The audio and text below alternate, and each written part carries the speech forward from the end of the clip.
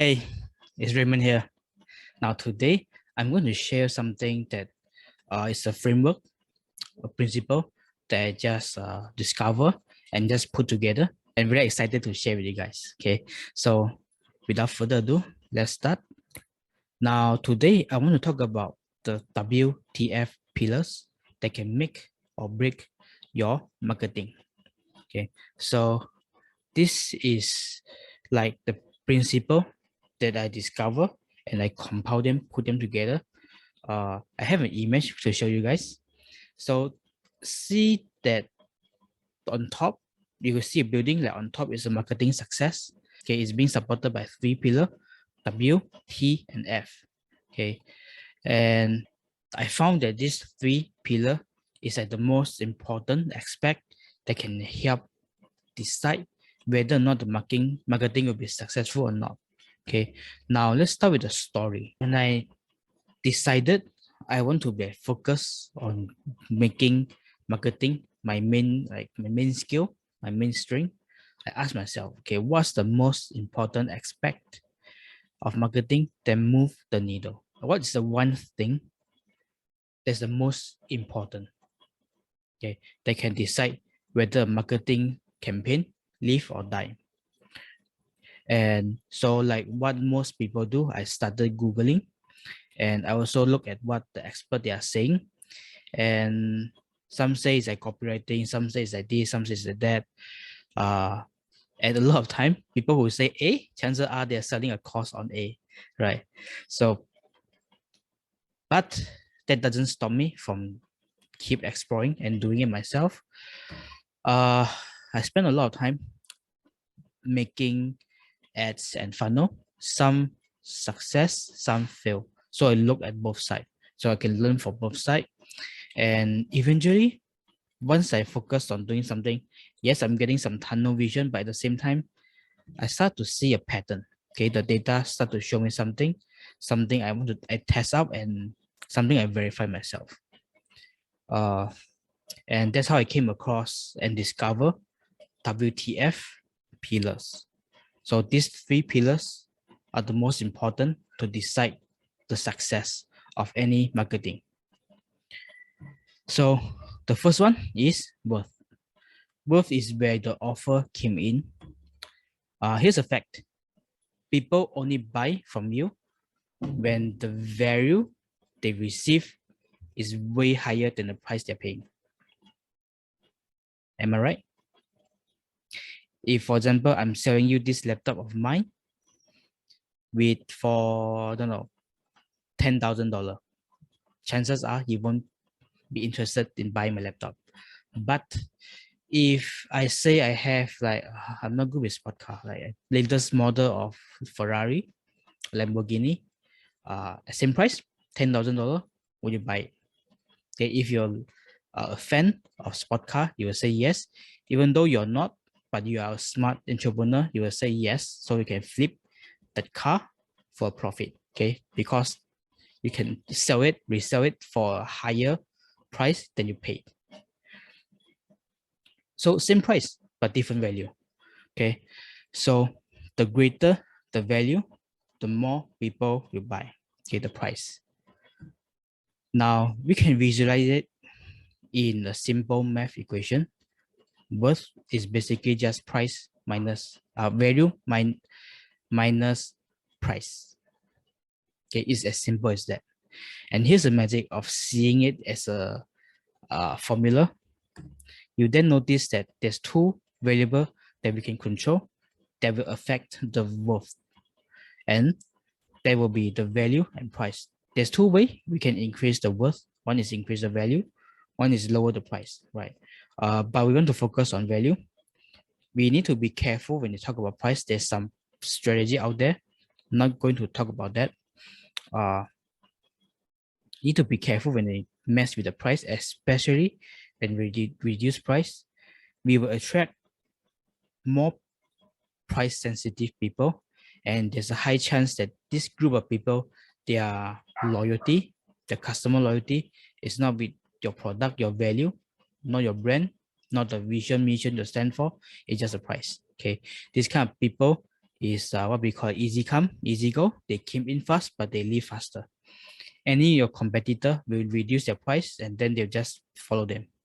Okay, so be careful when we mess with the price. Okay, value is the most important. You want to talk about value? There are a way we can increase the perceived value of something. Like use back the example of my laptop, $10,000. You are not interested, right? But what if I tell you I offer stacking my laptop, meaning that I bundle it with something else, or I tell you something that makes you realize the value of this laptop. Inside this, you have access to ads template that have generated not only 2x, 5x, 10x, even up to 38 times money return of ROAS, okay, return on ad spend. Okay, then suddenly you start to see the value for this laptop is increasing. All right, so this is something called offer stacking, or just bundle it with something that can increase the perceived value. Or you can add something else. For example, when you purchase this laptop, I'll give you a training on how to write copywriting or write video script that can sell. Okay, so that's like a way we can increase the value and subsequently the worth. Okay, I've been talking a lot about this pillar. This is the most interesting pillar. Yeah.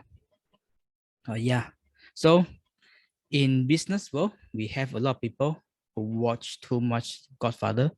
They talk about irresistible offer that people cannot refuse, and basically that is just something that's worth so much that your customer or your client think they have taken advantage of you. Okay, to a point where they feel it's too good to be true. You need to handle the objection that why there's no catch for buying this, right? So that's the first pillar, and this is a very important pillar, worth. Okay, moving on. Okay, I need to go faster, sorry. So T, traffic. Okay, traffic is the lifeblood of any businesses.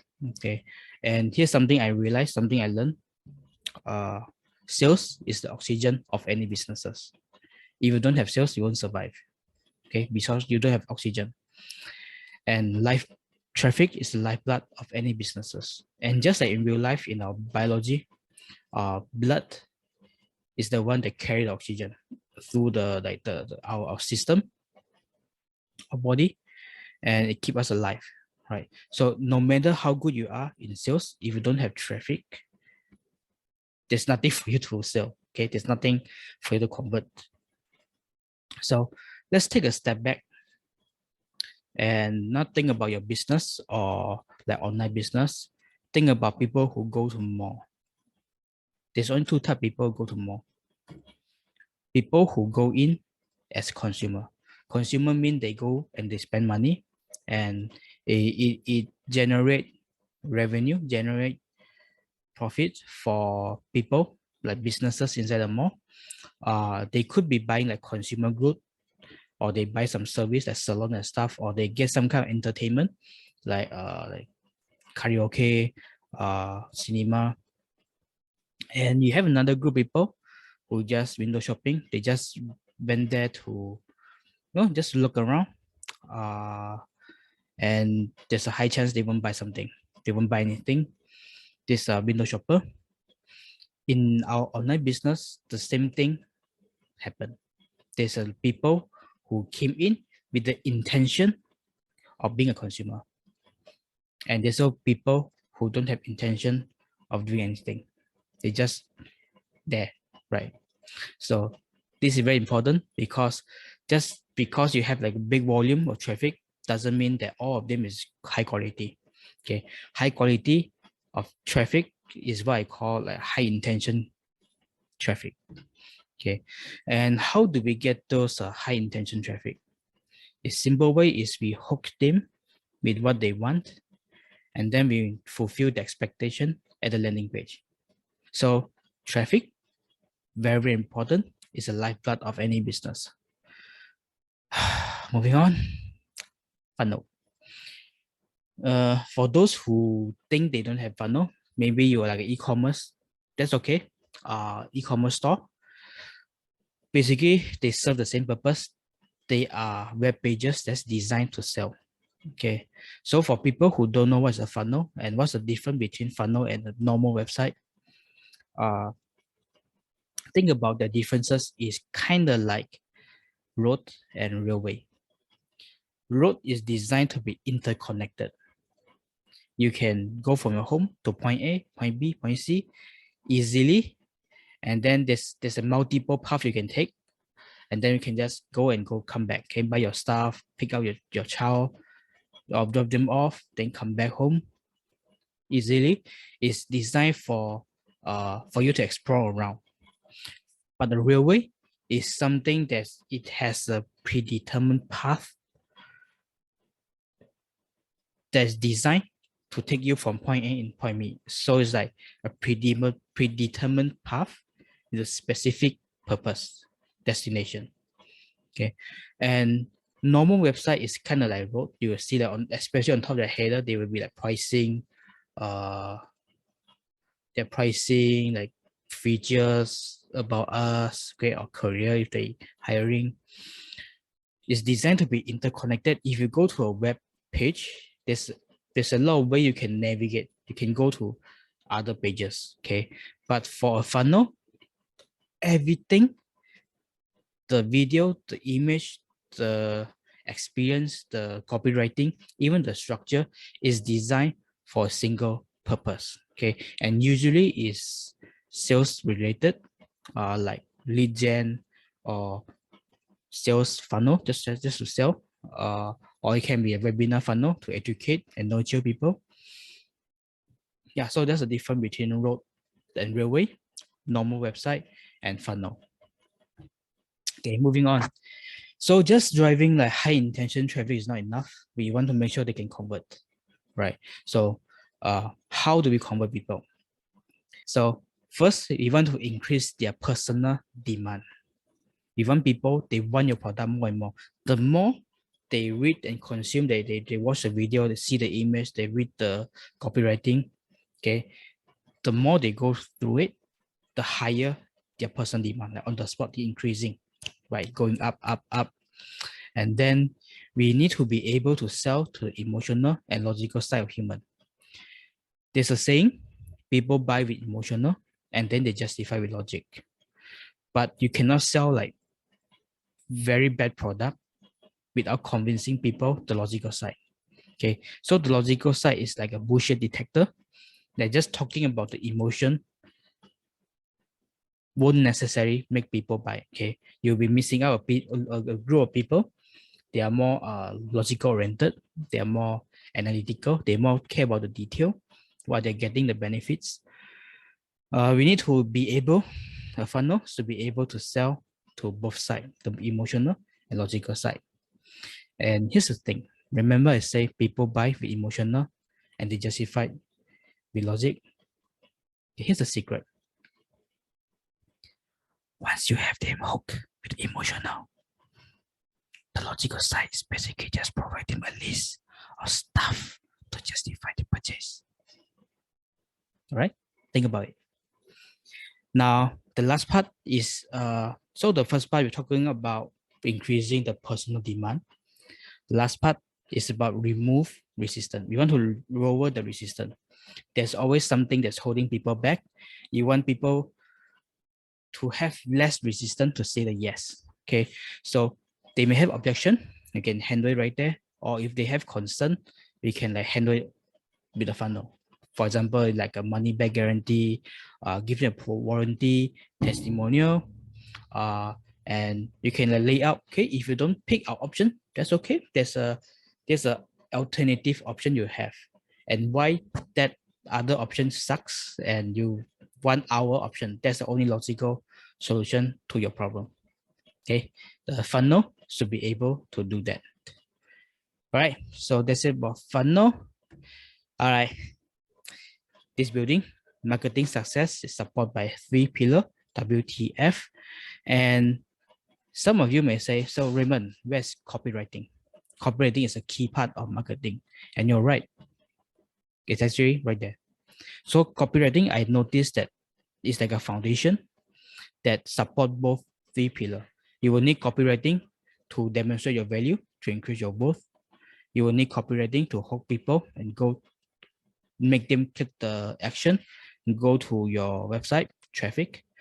And copywriting definitely play a good part, a big part in the funnel. Okay, so copywriting is the foundation. Imagine you have a pillar built on like a muddy road. Chances are your pillar won't be very stable. All right, so a good solid foundation of copywriting and take care of these three pillars, then you have your marketing success. Okay, if you don't have, if your marketing, your ad, your campaign, or even your organic campaign doesn't work, always look back at these three pillars. Is there anything that's not working? All right, so I'm going to wrap this out.